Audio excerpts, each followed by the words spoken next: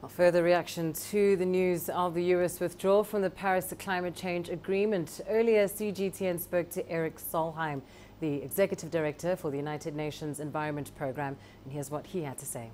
There is very little, I think, which has global agreement in that statement.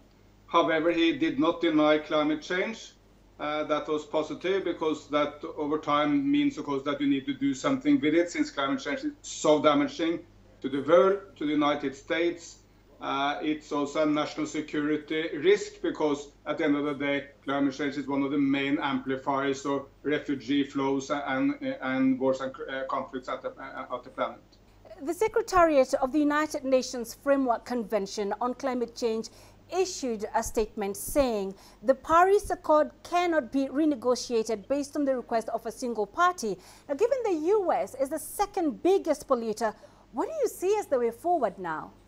I believe that we are not as much at risk as many people think. This is not the end of the Paris Accord, and we will get leadership from two very important directions. One is China, India, the European Union, Africa. Basically everyone else will lead.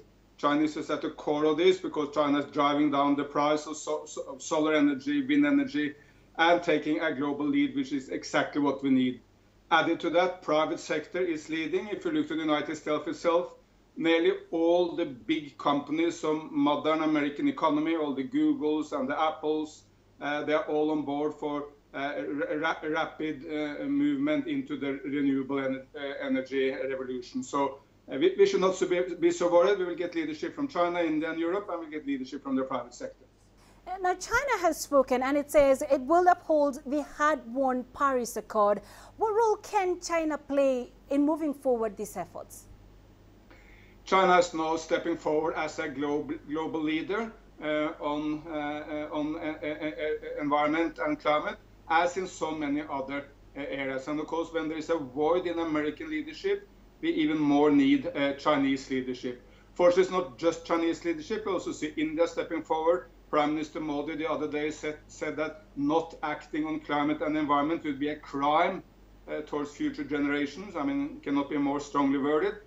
Europe is also providing leadership. But frankly, we definitely need Chinese political leadership, as well as the leadership of all those companies, private companies and state companies in China, who is at the core of the renewable revolution.